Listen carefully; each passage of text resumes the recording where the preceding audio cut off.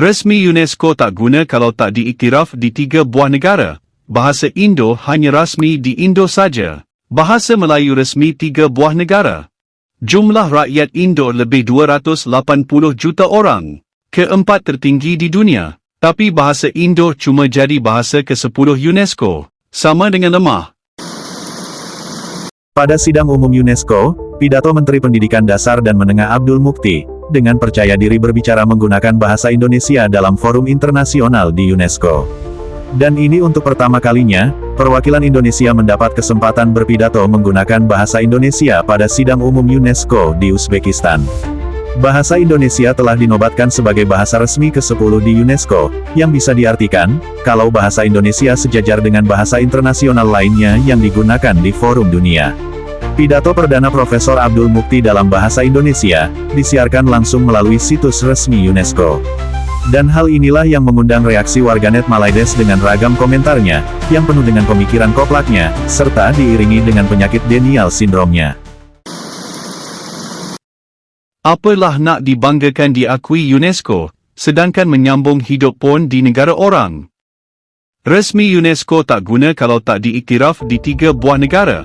Bahasa Indo hanya rasmi di Indo saja. Bahasa Melayu resmi 3 buah negara.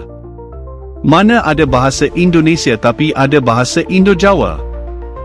Jumlah rakyat Indo lebih 280 juta orang. Keempat tertinggi di dunia.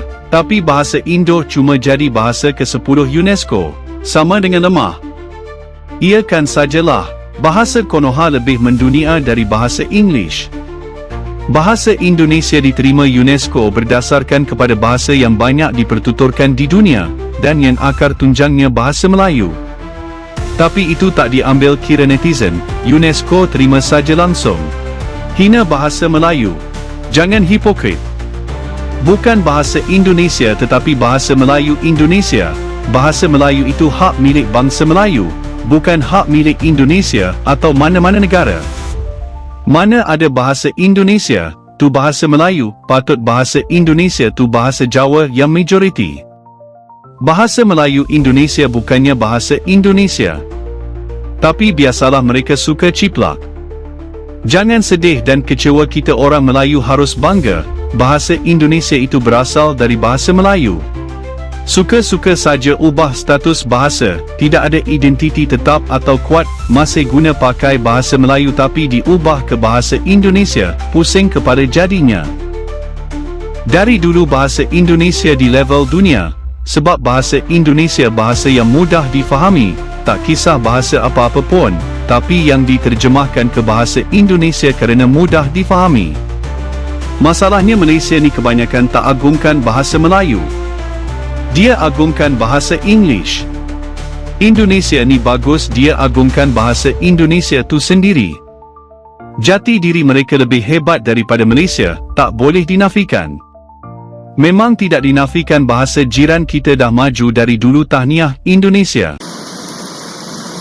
Komentar warganet Malaides selalu saja merasa kepanasan, iri, dengki, dan sebagainya, jika melihat dan mendengar segala apapun yang telah dicapai Indonesia. Salah satu contohnya adalah bahasa Indonesia, yang telah diakui dan digunakan di UNESCO.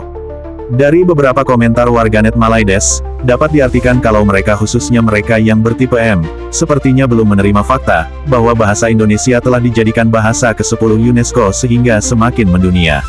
Dan mereka warga Malaides yang bertipe M, pemikirannya hanya berkutat pada diksi asal-muasal bahasa Indonesia dengan ragam narasinya, dari yang masih sesuai rel, atau sesuai dengan tema, hingga yang sudah keluar dari jalur, atau keluar dari tema yang dibahas, sehingga dapat terlihat dengan jelas kalau warga Malaides khususnya yang bertipe M, memang terjangkit Denial sindrom akut.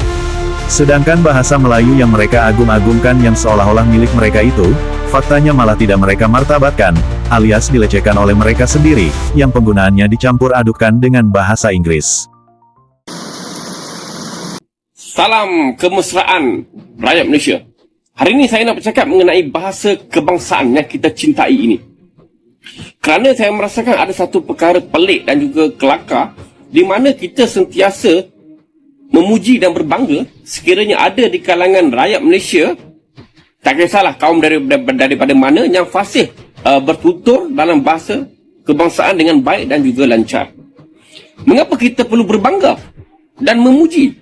Sedangkan sebagai rakyat Malaysia yang lahir di Malaysia, membesar di Malaysia, bersekolah rendah di Malaysia, sekolah menengah di Malaysia, belajar universiti di Malaysia, bekerja di Malaysia dan menjalankan aktiviti-aktiviti perniagaan dan sosial pun di Malaysia, masih lagi tidak boleh dan pandai bertutur dalam bahasa kebangsaan. Mengapa ini terjadi? Salah siapa sebenarnya? Setelah 65 tahun merdeka, masih ada lagi rakyat Malaysia yang tidak pandai bertutur dalam bahasa kebangsaan. Berbeza dengan negara jiran kita, Indonesia, Thailand, Filipina. Negara-negara ini paling berjaya dalam proses asimilasi rakyatnya, di mana rakyatnya menggunakan satu bahasa sahaja dalam negara mereka selain bahasa ibuda-ibuda yang boleh dituturkan mengikut kaum masing-masing. Tidak ada masalah.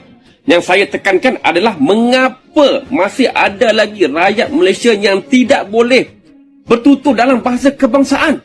Sedangkan bahasa kebangsaan adalah hak milik rakyat Malaysia, bukan lagi hak milik orang Melayu. Bahasa kebangsaan. Mengapa ini terjadi? Salah siapa sebenarnya? Sama-samalah kita fikirkan, sama-samalah kita rungkaikan mengapa masalah bahasa ini masih tidak selesai dalam negara yang kita cintai ini. Di Malaysia ni masih ramai lagi yang berwarga negara Malaysia yang ada IC biru, tapi bukan nak kata fasih, perkataan asas dalam bahasa Melayu pun tak boleh. Nak cakap lagi tak faham. Dekat mana silap kita sebenarnya? Supaya bagi kemaluan kepada satu pengajaran pada budak-budak lain. Kami merasa amat. Kami merasa amat memalukan, telah memberi satu kemaluan kepada kami, di mana kami anak Selangor tidak dapat berjumpa dengan MB Selangor. Bahasa Indonesia dah jadi bahasa rasmi ke-10 UNESCO. Bayangkan, dengan pengiktirafan ini, maka bahasa Indonesia akan menjadi sangat terkenal. Dan saya yakin, akan lebih banyak kelas belajar bahasa Indonesia akan dibuka di seluruh dunia. Selepas pengiktirafan UNESCO, saya juga berani jamin, satu persatu pertubuhan besar dunia akan turut mengiktiraf bahasa Indonesia sebagai bahasa rasmi. Dan jangan terkejut, kalau bahasa utama ASEAN nanti pun akan jadi bahasa Indonesia. Pada waktu itu, bahasa Melayu kita tak akan lagi dilihat dan perjuangan untuk mengangkat bahasa kebangsaan sebagai bahasa dunia tidak lagi akan berjaya. Sepatutnya, kita teruskan usaha mantan Perdana Menteri kita dulu, Datuk Seri Ismail Sabri, yang nak jadikan bahasa Melayu sebagai bahasa ASEAN. Walaupun susah nak dibuat di peringkat ASEAN, boleh saja buat di peringkat lain. Namun malangnya, disebabkan kerajaan dan rakyat kita yang sangat tak patriotik ini, maka kita terus dalam kerugian yang amat. Itulah tanggapan warga Malaides tentang bahasa kenegaraannya yang tidak menjadi bahasa yang dipergunakan dengan baik di negara Malaides. Namun entah mengapa para petinggi negara Malaides dan para profesor Malaides bahkan para warga Malaides khususnya mereka yang bertipe M, begitu membangga-banggakan bahasa Melayu Malaides, sedangkan pada kenyataannya bahasa Melayu Malaides sama sekali tidak tampak dimartabatkan oleh warga Malaides, bahkan pada warga Malaides yang bertipe M sekalipun.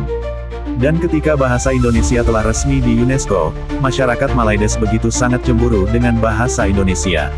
Sehingga muncullah pemikiran IQ yang terlampau tinggi dari warga Malaides yang bertipe M, lalu menganggap bahwa bahasa Indonesia sama saja bahasa Melayu. Bahkan mereka sangat niat sekali menamakan bahasa Indonesia menjadi bahasa Melayu Indonesia. Mereka mencantumkan nama Melayu pada bahasa Indonesia, agar mereka pun sebagai warga Malaides yang memiliki bahasa kenegaraannya bahasa Melayu Malaides, juga ikut mendapatkan keberhasilan serta ketenaran dari bahasa Indonesia. Seperti itulah sifat dan sikap licik, iri, dengki, sombong, dan tak tahu malu, dari sebagian besar masyarakat Malaides. Cukup sekian video kali ini. Terima kasih. Sampai jumpa lagi.